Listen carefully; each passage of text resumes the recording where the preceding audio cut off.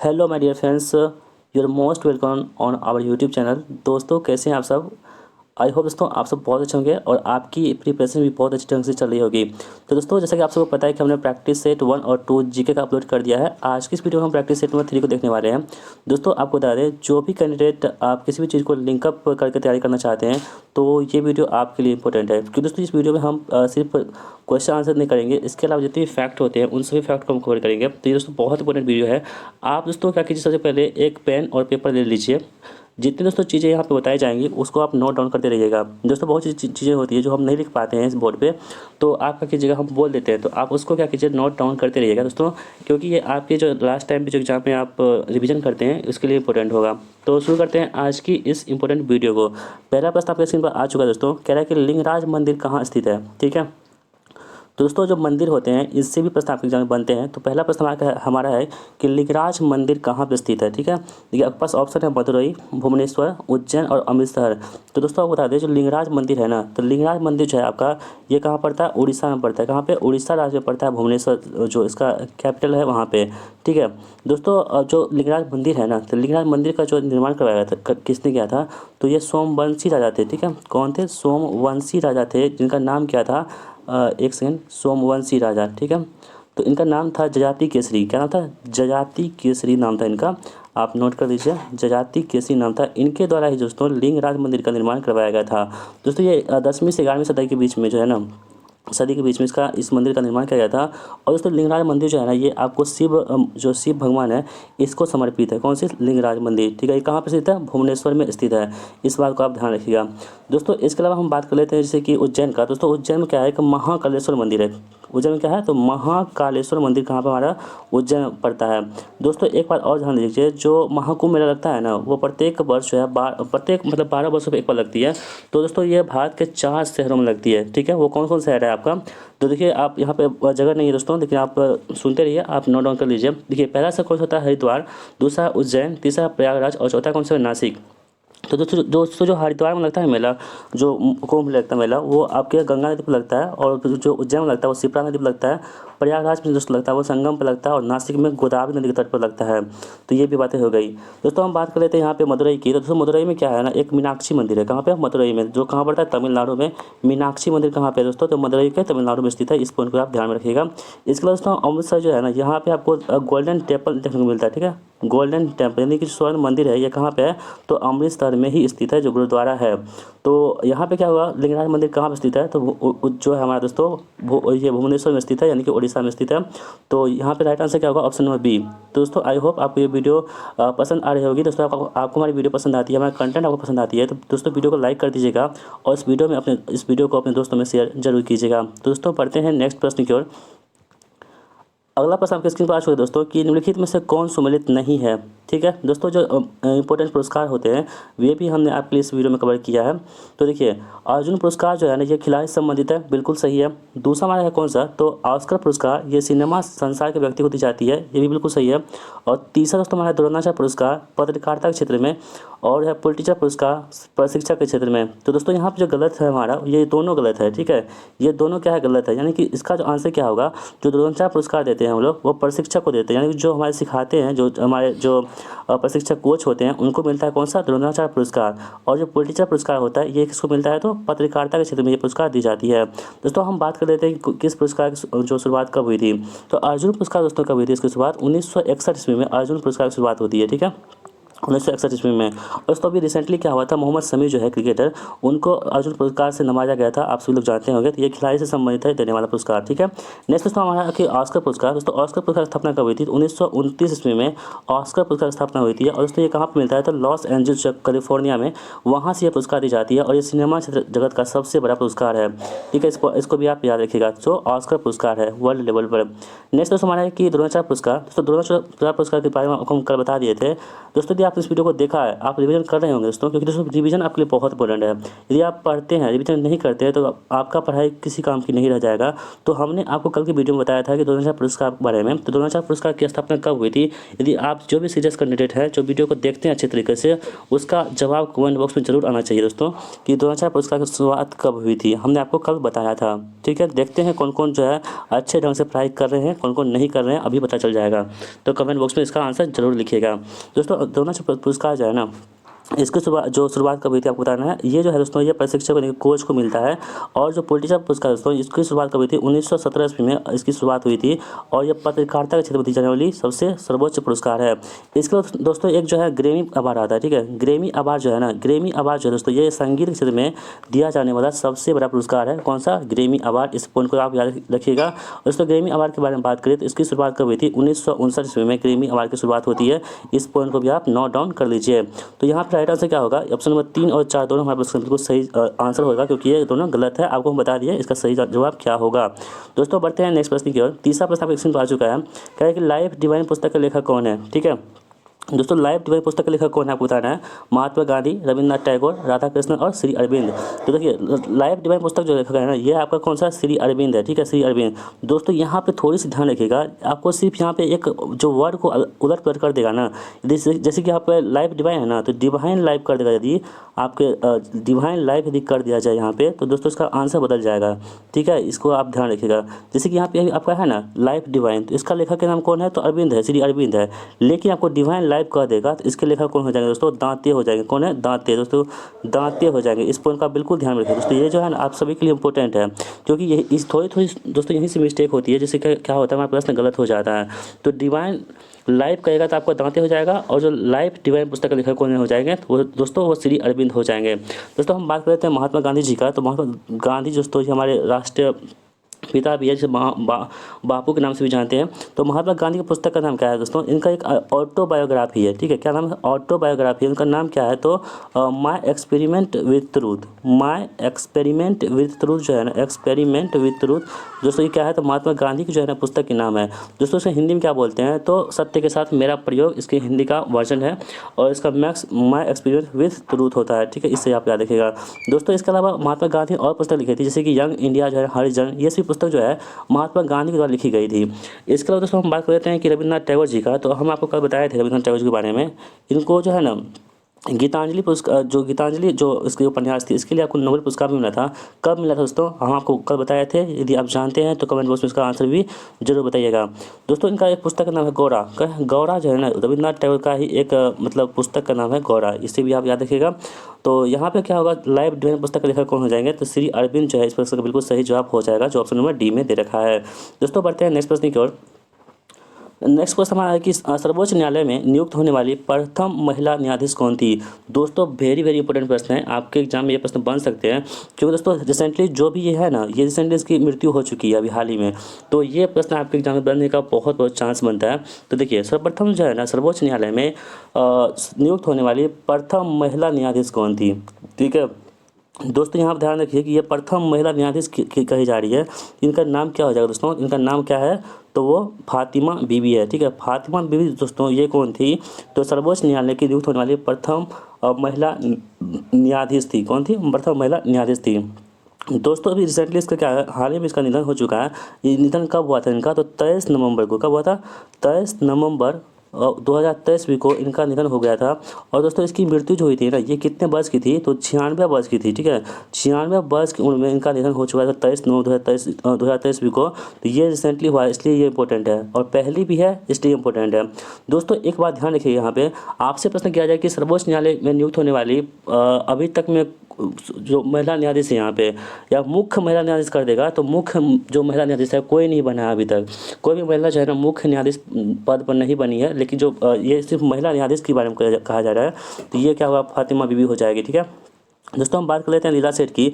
तो लीला सेठ दोस्तों ये कौन थी? तो ये थी आपको कि किसी भी राज्य की हाई कोर्ट की पहली मुख्य न्यायाधीश कौन थी दोस्तों? ये थी लीला सेठ। ठीक है, लीला सेठ कहाँ की थी? तो हिमाचल प्रदेश जो राज्य है दोस्तों, यहाँ की पहली महिला मुख्य न्यायाधीश कौन थी? तो जो हाई कोर्ट थी ये थी लीला सेठ। कौन थी? लीला सेठ थी। दोस्तों हम बात कर रहे थे अन्ना जॉर्ज की। तो अन्ना जॉर्ज मल्होत्रा जो है ना, ये भारत की पहली IAS महिला थी। कौन थी? अन्ना जॉर्ज। और दोस्तों एक प्रश्न आपसे ये भी बनेगा कि भारत की प्रथम महिला IPS कौन थी? तो भारत की प्रथम महिला IPS जो थी ना, वो कौन थी? किरण बेदी। कौन थी? किरण बेदी दोस्तों कौन थी? भारत की प्रथम महिला IPS महिला थी। इस पॉइंट को भी आप बिल्कुल ध्यान में रख लीजिएगा। तो यहाँ पे ऑप्शन नंबर क्या होगा? 3 हमारे प्रश्न का बिल्कुल सही जवाब हो जाएगा। दोस्तों हम बढ़ते हैं नेक्स्ट प्रश्न की ओर। अगला प्रश्न दोस्तों आपके स्क्रीन पर आ चुका है कि रेड क्लिफ रेखा किन दो देशों के बीच में सीमा रेखा बनाती है? दोस्तों ये प्रश्न जो है आपके प्रीवियस में प्रश्न पूछे गए थे इस टाइप के। तो हमने क्या किया है, जितने भी महत्वपूर्ण रेखा हैं उन सभी प्रश्नों को हमने यहाँ पे कवर करने की कोशिश की है। दोस्तों हम जैसी प्रैक्टिस के साथ आगे बढ़ेंगे उन सभी फैक्ट को हम कवर कर देंगे जो आपके एग्जाम के दृष्टिकोण से बहुत इंपॉर्टेंट होंगे। इसलिए इस वीडियो को बिना स्किप को देखते रहिएगा दोस्तों। यदि आपको वीडियो पसंद आए तो वीडियो को एक लाइक जरूर कर दीजिएगा। दोस्तों यहाँ पर कह रहा है कि रेड क्लिफ रेखा किन दो देशों के बीच अंतर्राष्ट्रीय सीमा रेखा बनाती है? तो देखिए रेड क्लिफ रेखा जो है ना दोस्तों, ये भारत और पाकिस्तान के बीच में जो है अंतर्राष्ट्रीय सीमा रेखा बनाती है। कौन? रेड क्लिफ रेखा। ठीक है, इसके अलावा दोस्तों बात कर लेते हैं भारत और चाइना के बीच में। तो भारत और चाइना के बीच में दोस्तों कौन सी रेखा है? तो है मैकमोहन रेखा। कौन सी? मैकमोहन रेखा जो है दोस्तों, वो क्या है? भारत और चाइना के बीच में स्थित है, मैकमोहन रेखा। ठीक है, इसे आप याद रखिएगा। इसके अलावा दोस्तों हम बात कर लेते हैं भारत और जर्मनी और फ्रांस के बीच में। तो जर्मनी और फ्रांस के बीच में दोस्तों कौन सी है? तो ये कौन सी रेखा हो जाएगी? मैगिनॉट रेखा। ठीक है, मैगिनॉट रेखा जो है जर्मनी और फ्रांस के बीच में स्थित है। कौन सी? मैगिनॉट रेखा। और दोस्तों रूस एवं फिनलैंड के बीच में कौन सी स्थित है? तो मैनरहीम रेखा। दोस्तों अब हम नहीं लिख रहे हैं, आप लिख लीजिए वीडियो को पॉज करके। रूस और फिनलैंड के बीच में कौन सी रेखा है? तो मैनरहीम रेखा है। इस पॉइंट को आप याद रखिएगा। इसके अलावा हम बात कर लेते हैं पाकिस्तान और अफगानिस्तान के बीच में। तो दोस्तों डुरंड रेखा जो है ना, डुरंड रेखा जो है पाकिस्तान और अफगानिस्तान के बीच में है। दोस्तों पहले रेखा था डुरंड रेखा के बारे में बता दें आपको। तो जब भारत का विभाजन नहीं हुआ था, पाकिस्तान जब नहीं बना था, तो भारत और अफगानिस्तान के बीच में था डुरंड रेखा। लेकिन जब दोस्तों भारत और पाकिस्तान का विलय मतलब अलग हो गया था, तब जो है ये रेखा भारत और पाकिस्तान और अफगानिस्तान के बीच में अभी फिलहाल में है। तो यहाँ पे ऑप्शन में क्या होगा? हमारे प्रश्न का बिल्कुल सही जवाब ए हो जाएगा, यानी कि रेड क्लिफ रेखा जो है ये भारत और पाकिस्तान के बीच में स्थित है। तो दोस्तों बढ़ते हैं नेक्स्ट प्रश्न की ओर। अगला प्रश्न आपके स्क्रीन पर आ चुका है। क्या है कि नोबेल पुरस्कार किस में योगदान के लिए नहीं दिया जाता है? दोस्तों हम बात कर लेते हैं नोबेल पुरस्कार की। ठीक है, क्योंकि आपके लिए इंपॉर्टेंट है। दोस्तों देखिए नोबेल पुरस्कार की बात करें दोस्तों, तो नोबेल पुरस्कार की स्थापना कब हुई थी? तो 1901 ईस्वी में इसकी स्थापना हुई थी। अल्फ्रेड नोबेल के जन्मदिन पर इसकी स्थापना होती है 1901 ईस्वी में। ठीक है, अब देखिए दोस्तों नोबेल पुरस्कार जो है ना दोस्तों, ये आपको कुल 6 क्षेत्रों में दी जाती है। ठीक है, 6 जो एरिया होती है, क्षेत्र होती है, उन 6 क्षेत्रों में नोबेल पुरस्कार दी जाती है। जिसमें से आपका पहला जो आता है आपका फिजिक्स आता है। ठीक है, फिजिक्स के क्षेत्र में यानी कि भौतिक क्षेत्र में। दूसरा कौन सा आता है? केमिस्ट्री क्षेत्र में आता है, यानी कि रसायन क्षेत्र में। और तीसरा जो चिकित्सा यानी कि जो हेल्थ होती है, इसके क्षेत्र में आती है, चिकित्सा क्षेत्र में। ठीक है, और इसके अलावा जो हमारा इकोनॉमिक्स है यानी कि अर्थशास्त्र क्षेत्र में मिलता है। और इसके अलावा एक होता है कौन सा? शांति यानी कि पीस के क्षेत्र में, शांति के क्षेत्र में मिलता है। एक और होता है दोस्तों लिटरेचर यानी कि साहित्य के क्षेत्र में ये पुरस्कार मिलता है। ठीक है, तो जो हमारे भारत के प्रथम मिले थे वो रविन्द्रनाथ टैगोर जी, उनको साहित्य के क्षेत्र में मिला था नोबेल पुरस्कार 1913 ईस्वी में मिला था। तो हमने आपको ये बता दिया। ठीक है, तो यहाँ पे देखिए कह रहा है कि शांति क्षेत्र में, चिकित्सा के क्षेत्र में, अर्थशास्त्र और कंप्यूटर विज्ञान। तो दोस्तों हमने आपको बताया था कि 6 क्षेत्र, जैसे कि फिजिक्स हो गया, केमिस्ट्री हो गया, उसके बाद आपका कौन सा हो गया? तो ये हेल्थ हो गया, इकोनॉमिक्स हो गया, और शांति हो गया, उसके बाद साहित्य हो गया। तो दोस्तों इन सभी में से जो आपका है ना कंप्यूटर विज्ञान नहीं है। कंप्यूटर विज्ञान नोबेल पुरस्कार कभी नहीं दिया जाता है, आप इससे ध्यान से सुन लीजिए। ये जो है ना नोबेल पुरस्कार केवल 6 क्षेत्रों में दी जाती है, जिसका नाम कौन सा है? भौतिकी, केमिस्ट्री, हेल्थ, इकोनॉमिक्स और पीस और साहित्य के क्षेत्र में दी जाती है। दोस्तों हम बात कर लेते हैं कि सबसे पहली बार नोबेल पुरस्कार किसे मिला था? तो दोस्तों सबसे पहली बार जो विश्व में सबसे पहली बार जो नोबेल पुरस्कार मिला था, वो मिला था किसे? तो आपने सुना होगा दोस्तों एक रेड क्रॉस। ठीक है, रेड क्रॉस जरूर सुना होगा आपने, रेड क्रॉस जो 8 मई को हम लोग इसका स्थापना दिवस मनाते हैं। और इसका मुख्यालय कहाँ पे? जेनेवा में स्थित है। इसी के फाउंडर थे कौन? हेनरी डुरेंट।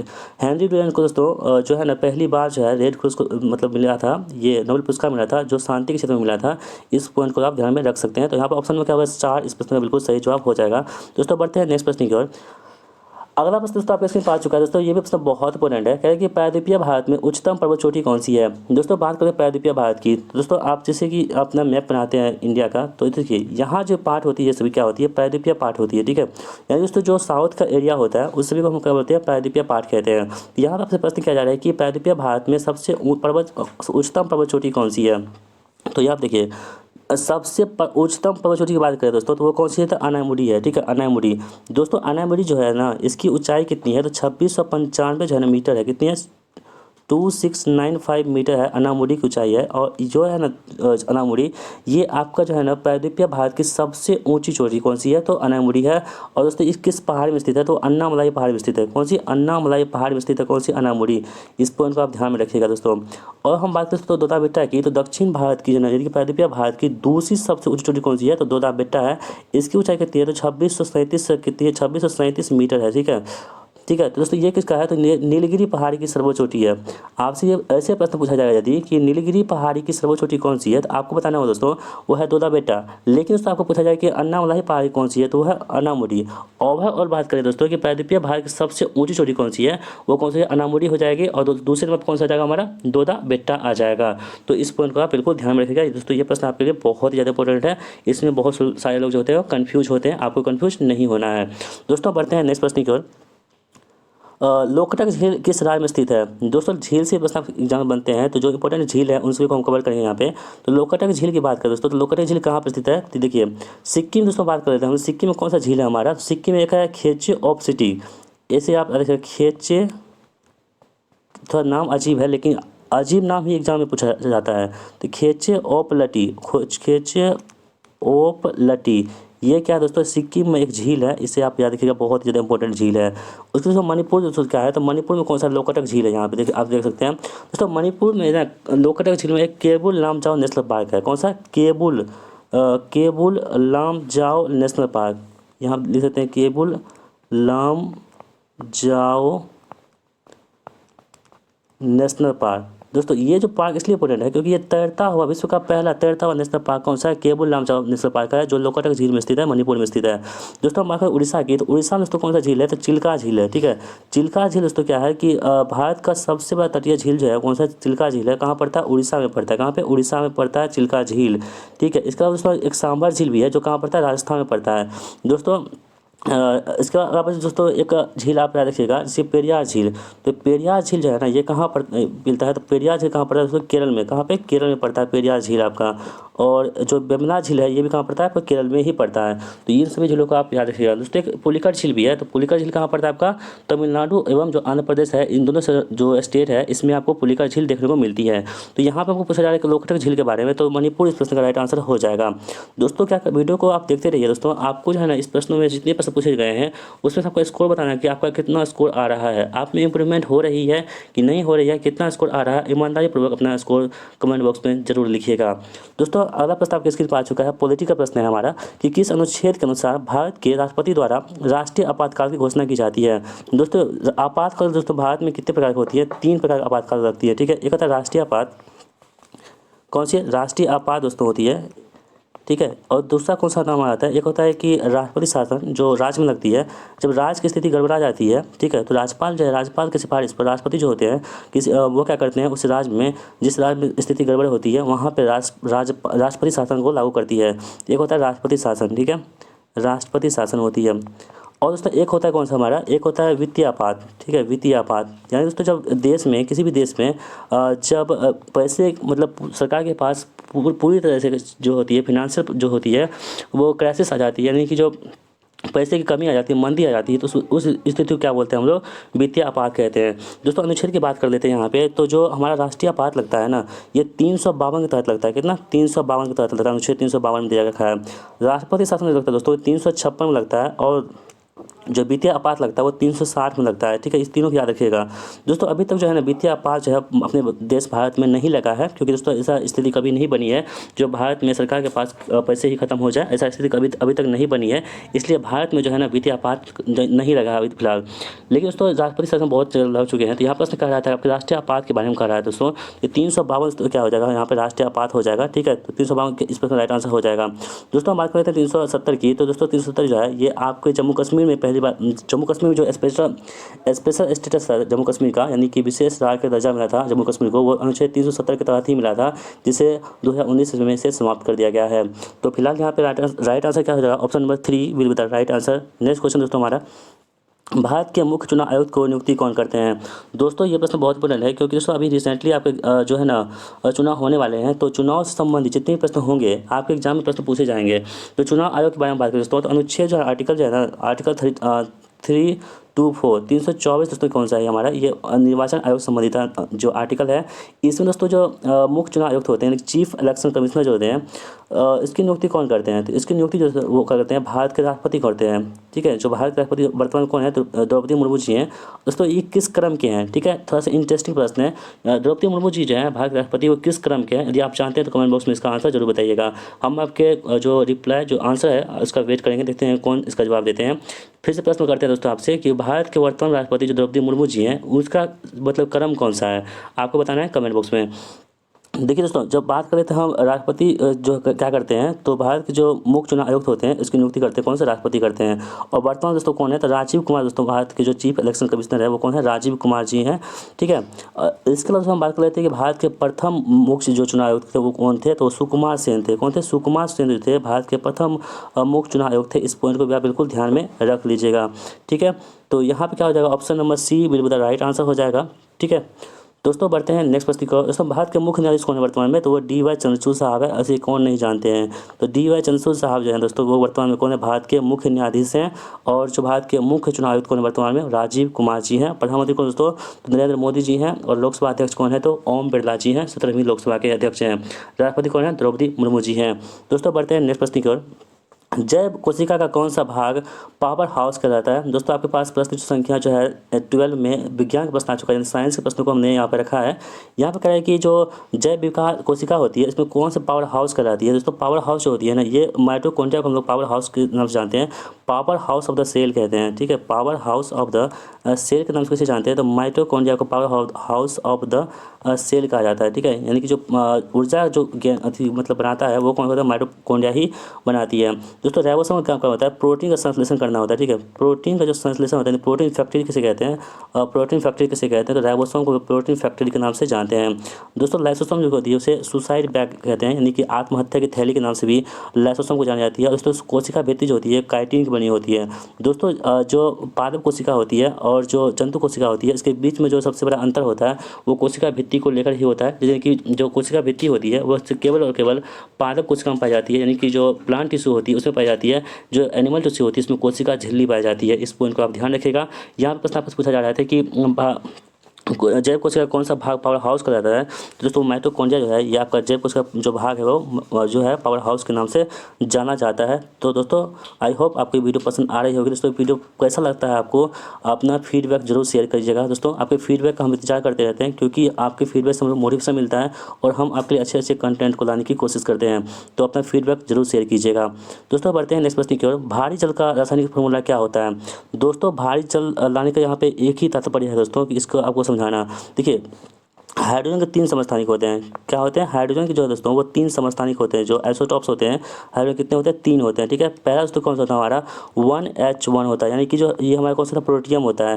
दूसरा होता है 1H2, ये होता है ड्यूटेरियम। और तीसरा होता है 1H3, ये क्या होता है? ट्रिटियम होता है। ठीक है, तो दोस्तों भारी जल जो होता है हमारा ये कहता है प्रोटियम होता है, ये क्या होता है? ड्यूटेरियम होता है, यानी कि ये दूसरा वाला होता है। और दोस्तों भारी जल जो इसका फॉर्मूला क्या होता है? D2O होता है। और दोस्तों इसका काम क्या होता है ना, जो नाभिकीय रिएक्टर होती है इसमें मंदक के रूप में इसका काम करते हैं। किसका? भारी जल का इस्तेमाल करते हैं।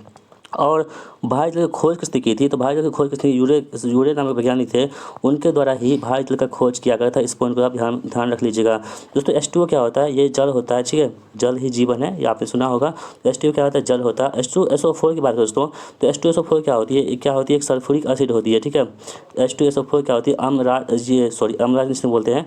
H2SO4 क्या होती है? सल्फ्यूरिक एसिड होती है। ठीक है, इस पॉइंट को आप ध्यान रखिएगा। यहाँ पे ऑप्शन में क्या होगा? ए यहाँ पे राइट आंसर हमारा हो जाएगा। दोस्तों बढ़ते हैं अगले प्रश्न की ओर। हाल ही में भारत का पहला राष्ट्रीय डॉल्फिन अनुसंधान केंद्र का उद्घाटन कहाँ किया गया?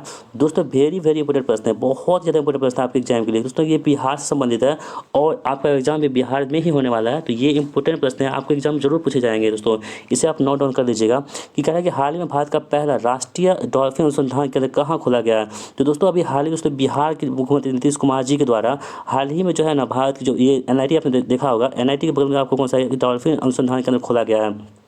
NIT पटना जो है दोस्तों वो गंगा घाट के किनारे वहीं पर दोस्तों ये क्या है तो डॉल्फिन अनुसंधान केंद्र खोला गया है। तो कहाँ पे? NIT पटना में। तो दोस्तों इसका जो उद्घाटन किया था वो CM जो है वर्तमान में कौन है? नीतीश कुमार जी इनके द्वारा जो है इसका मतलब क्या था उद्घाटन। ठीक है दोस्तों, हम बात कर लेते हैं जो डॉल्फिन की। तो डॉल्फिन जो है ना प्रत्येक वर्ष डॉल्फिन दिवस का मनाते हैं दोस्तों, संरक्षण दिवस। तो वो 5 अक्टूबर को हम लोग प्रत्येक वर्ष क्या करते हैं? डॉल्फिन संरक्षण दिवस के रूप में हम लोग मनाते हैं। ठीक है, और दोस्तों डॉल्फिन जो प्रोजेक्ट लागू किया गया था, डॉल्फिन प्रोजेक्ट की बात करें तो डॉल्फिन प्रोजेक्ट लाया गया था वो नरेंद्र मोदी के द्वारा, जो प्रधानमंत्री हैं उनके द्वारा 2014 में जो है ना डॉल्फिन प्रोजेक्ट को लाया गया था पूरे विश्व में। तो यहाँ पर प्रश्न आपसे क्या जा रही है, हाल ही में भारत का पहला राष्ट्रीय डॉल्फिन अनुसंधान कहाँ खोला गया? तो ये बिहार में खोला गया। तो 2 से 3 दिन पहले दोस्तों ये न्यूज़ है, हमने आपको टेलीग्राम पे भी आपका इसका हमने एक पेपर कटिंग किया था, वहाँ पे आपने देखा होगा। तो ये करंट अफेयर्स का क्वेश्चन है, बहुत इंपॉर्टेंट है। दोस्तों हम बात करें तो उत्तर प्रदेश की। तो उत्तर प्रदेश दोस्तों रिसेंटली खबरों में था।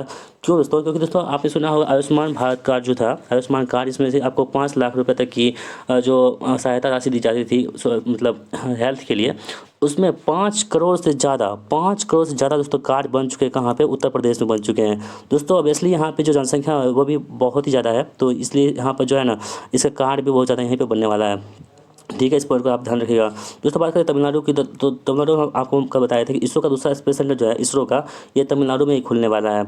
और गुजरात दोस्तों क्या है, तो गुजरात में एक जो दोस्तों एक बहुत बड़ी जो है ना ऑफिस बनी है द ग्रेट डायमंड बोर्स के नाम से, जो सूरत में पड़ता है, जो सूरत में मतलब हीरे काटने के लिए ये फैक्ट्री बनाई गई है, मतलब ऑफिस बनाई गई है। ठीक है, तो ये दुनिया का सबसे बड़ा ऑफिस है। कौन सा? द ग्रेट डायमंड बोर्स है, जो कहाँ पे? गुजरात में स्थित है। ठीक है, तो दोस्तों बढ़ते हैं नेक्स्ट प्रश्न की ओर। अगला प्रश्न आपके स्क्रीन पर है कि भारत की पहली AI टीचर का नाम क्या है? दोस्तों ये प्रश्न बहुत ज़्यादा इंपॉर्टेंट है। दोस्तों AI दोस्तों अभी बहुत खबरों में आता था। दोस्तों AI मतलब क्या होता है? आर्टिफिशियल इंटेलिजेंस होता है, कृत्रिम बुद्धिमत्ता। ठीक है दोस्तों, अभी हाल ही में क्या था, BPSC एग्जाम हुआ था, उसमें आपको जो है ना मतलब क्या बोलते हैं उसको, एक सेकेंड, ChatGPT। दोस्तों ChatGPT होता है, इसका फुल फॉर्म आपको BPSC एग्जाम पूछा गया था। 69 BPSC जो हुआ था दोस्तों, 69 BPSC में, इसमें आपको ये प्रश्न पूछा गया था ChatGPT के बारे में। ठीक है, तो यहाँ पे प्रश्न आपको क्या है, भारत की पहली AI टीचर का नाम क्या है? तो उसका नाम क्या है? आइरिस है। ठीक है, आइरिस। और दोस्तों एक बात याद रखिएगा, जो आइरिस है ना, ये केरला के जो राजधानी है वो है कौन? तिरुवनंतपुरम। इसमें आपको ये पढ़ा है कि कौन सी आइरिस महिला है जो AI टीचर बन चुकी हैं। ठीक है दोस्तों, हम बात कर लेते हैं भारत की पहली न्यूज़ एंकर कौन है? तो है लिसा। ठीक है, लिसा कहाँ की? उड़ीसा की जो न्यूज़ एंकर है वो लिसा है। ये भी आपको ध्यान में रखना होगा, ये भी इंपॉर्टेंट है आपके लिए। तो दोस्तों इस वीडियो में बस इतना ही, 15 प्रश्नों को हमने आपके इस वीडियो में लाया था। तो दोस्तों ये वीडियो आपको कैसा लगा? आपकी बारी आ चुकी है, क्योंकि आपके 15 प्रश्न खत्म हो चुके हैं। आपको ये बताना है दोस्तों कि इन 15 प्रश्नों से आपका स्कोर कितना आ रहा है और आप कितने प्रश्नों को आप सही कर पा रहे हैं। ठीक है दोस्तों, ये वीडियो आपको कैसा लगता है? आपको हमारा कंटेंट जो है, आपको हमारे जो कंटेंट आपको डिलीवर करते हैं, ये आपको कैसा लगता है? दोस्तों यदि आप किसी भी प्रकार की सुझाव और शिकायत करना चाहते हैं तो आपके लिए कमेंट बॉक्स हमेशा खुला रहता है। अपना सुझाव और शिकायत हमें ज़रूर फीडबैक के माध्यम से ज़रूर बताइएगा। हम आपके सुझाव और शिकायत को हम ज़रूर अमल करेंगे। यदि आपको हमको अच्छा लगा तो हम उसको अप्लाई भी करेंगे। ठीक है, तो दोस्तों आई होप कि आपको वीडियो पसंद आई होगी। दोस्तों जब आपको वीडियो पसंद आती है तो वीडियो को लाइक कर दिया कीजिएगा और इस वीडियो को अपने फ्रेंड सर्कल के साथ जरूर शेयर कीजिएगा। तो दोस्तों मिलते हैं नेक्स्ट वीडियो में, तब तक के लिए जय हिंद, वंदे मातरम।